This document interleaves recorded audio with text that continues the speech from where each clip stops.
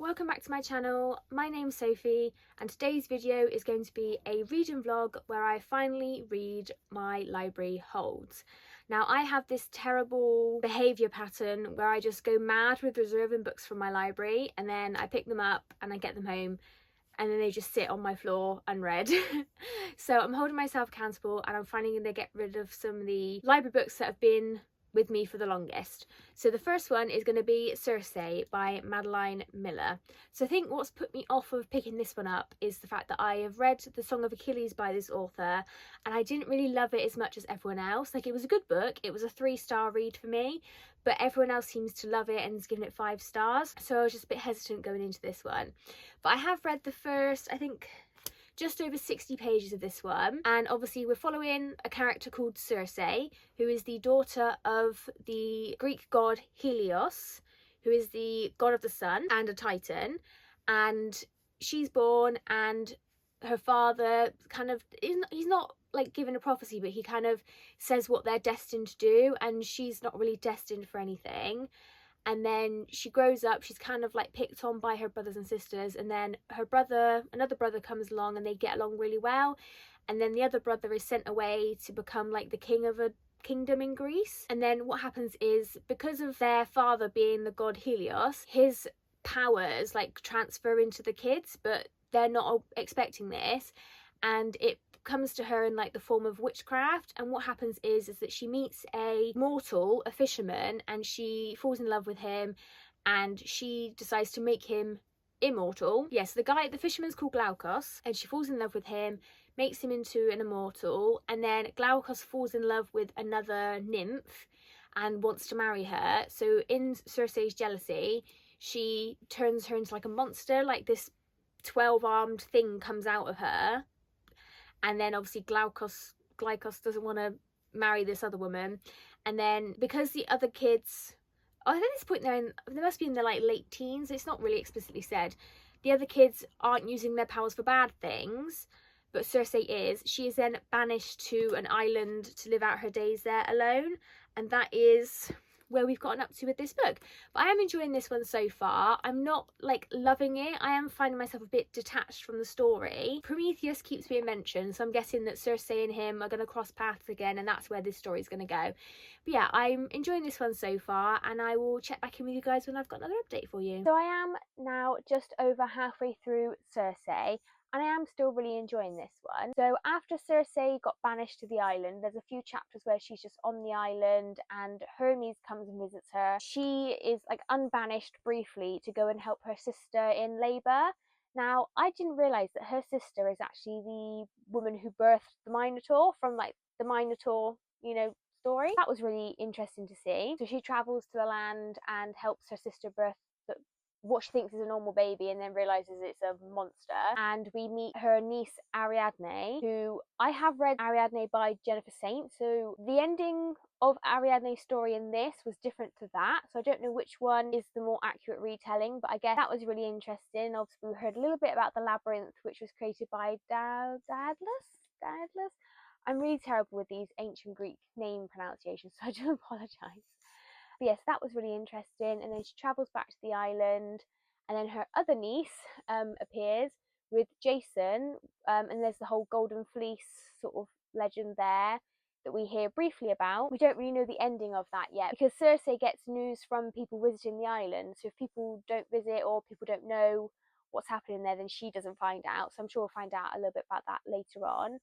And we've just had some chapters where, so fathers of disobedient daughters, because it's always the daughters, it's never the sons, it's always the daughters, they're being sent to Circe's island as like punishment, and they have to be like her handmaidens. Then after they do, it depends on what the father wants them to do, they then get to leave the island. Circe obviously hates it because she just wants to be alone. And then we've just read where a group of men come to the island, and this is where Circe's sort of like innocence kind of really comes to a head, because as soon as they find out that there is no husband, father, uncle, brother, like it's her, just her on the island, or her and the handmaidens on the island, one of them does attack, and it's implied that she gets raped. And it's just, I just forgot how like awful like Greek stories are. Like always these poor women, like just hate it. She's not able to do the spell that she intended, but she does end up, as she said, so they wanted her to slaughter some of the pigs on the island for them to eat, which she refuses to do, and then she is able to do some kind of spell on them after she's raped, and the chapter just ends with the guy like literally explodes, and she literally says, "As it turned out, I did kill pigs that night after all." It's like, good for you,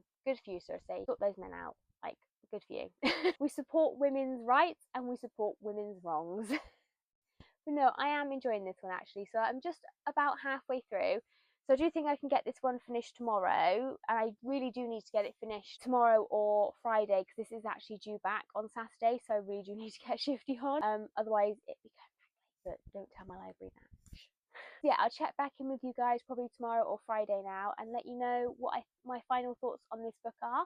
Yeah, I'm really enjoying it. Like I said, I'm really enjoying the mentions of other Greek stories that I have also read, and it makes me want to read more. So Medea is the niece that marries Jason and the whole Golden Fleece story, and I do actually have, I think the book is actually called Medea, that is on my TBR, so I will be picking that one up soon as well. But yeah, this is just making me want to read even more like ancient Greek retellings. I love them anyway, I've read quite a few of them, but yeah, really enjoying this one so far, so I'll check back in with you guys later. Hey guys, so I'm just coming in to wrap up my final thoughts on Circe.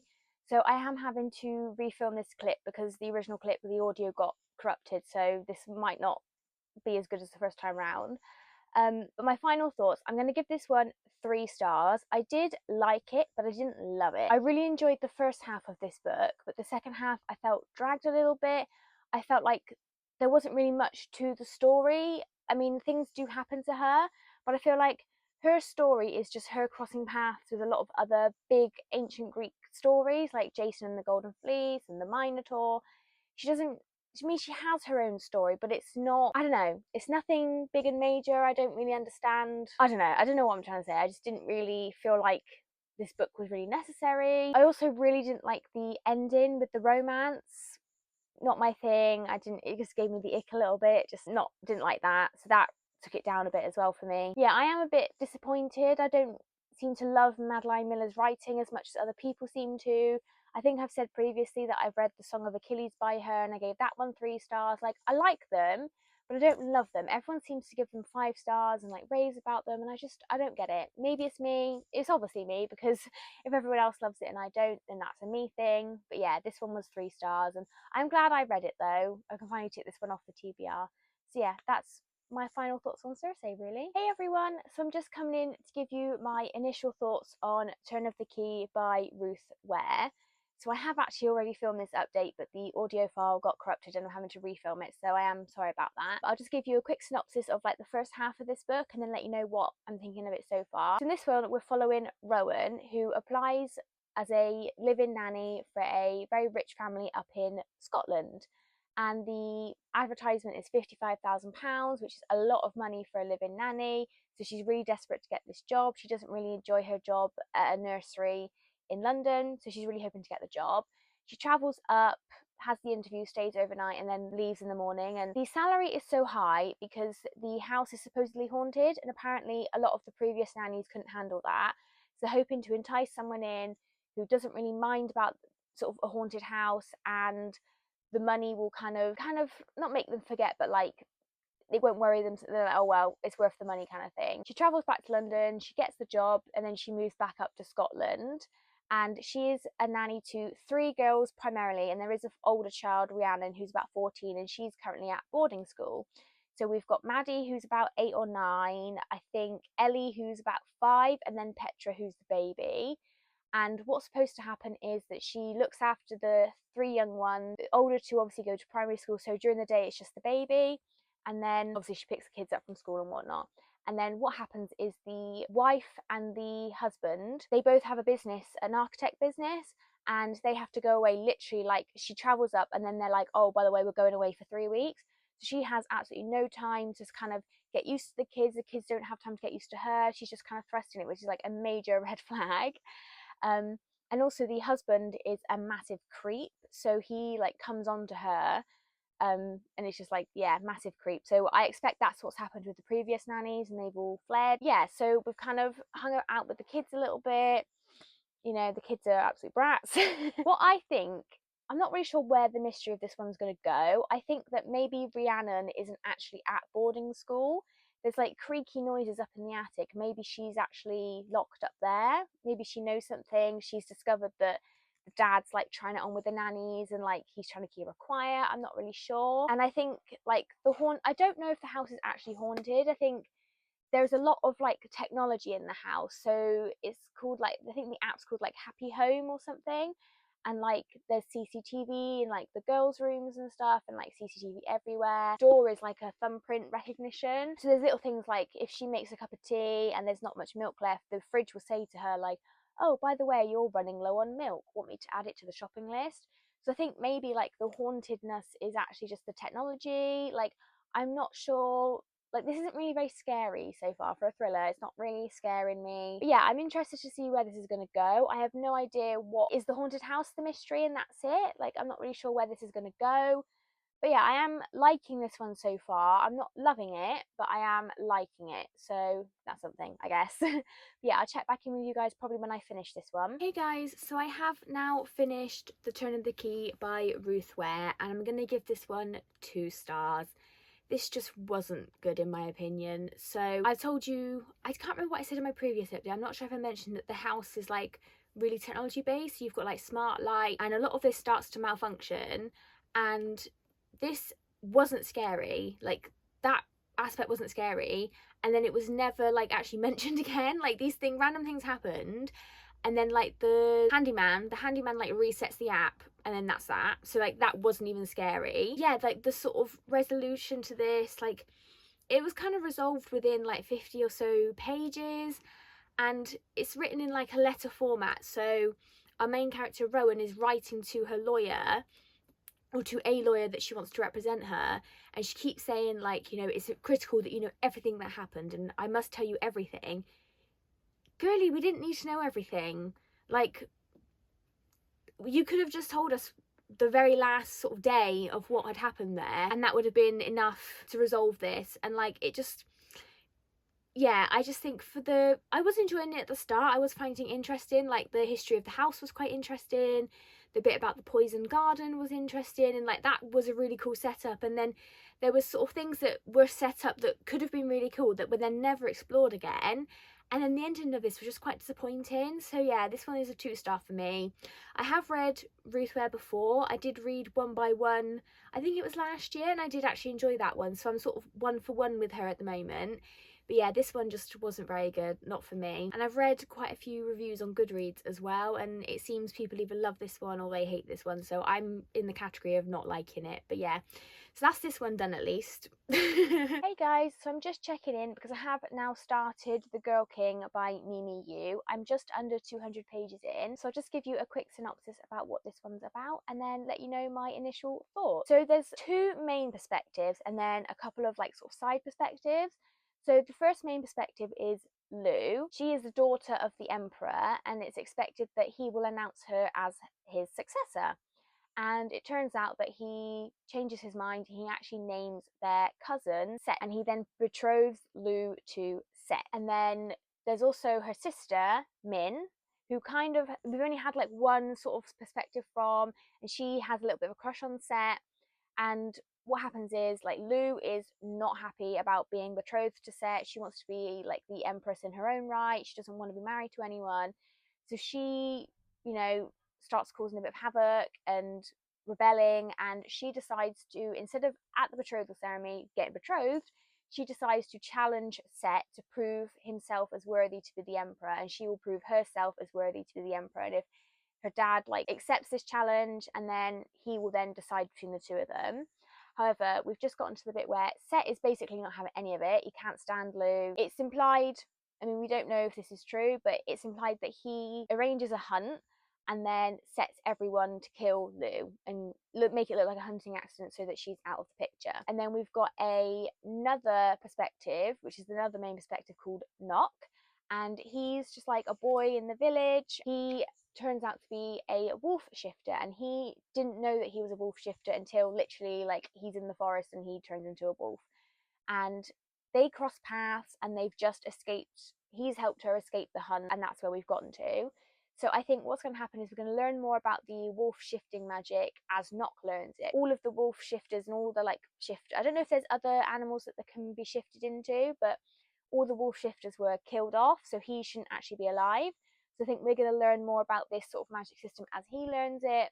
I think that the whole court system is really interesting. I haven't really read too much like sort of Asian inspired fantasy, so I am looking forward to delving into this one a bit more and seeing, you know, what's going to happen. I'm really intrigued by this one. So yeah, I'm enjoying this one so far, and I'll check back in with you guys a bit later on. Hey guys, so I'm just checking in because I have now finished The Girl King by Mimi Yu.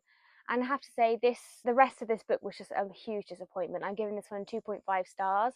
It's such a shame because this started out really strong, but I really do think that the writing and the world building and just the plot just really let this one down. The plot is pretty generic, you know, scorned girl trying to reclaim her throne, and you know, she meets a guy, and it just really wasn't anything special. And I have to say, at points as well, it was very confusing to read. Like, things are just said in conversation. So like, obviously Nock is a shapeshifter, and then someone just says like, oh yeah, you're like the prince of the shapeshifters, and he's like, yeah. And it's just like, okay, one, how do you know that? How does Nock, like, Nock didn't even know he was a shapeshifter, so how does he know that he's the prince of the shape? It just literally made no sense. All these reveals weren't even reveals. They were just like dropped into conversations if we should have, like, obviously, like, you know, like the sky is blue, like, duh. And it's just like, what? Since when? Like, what?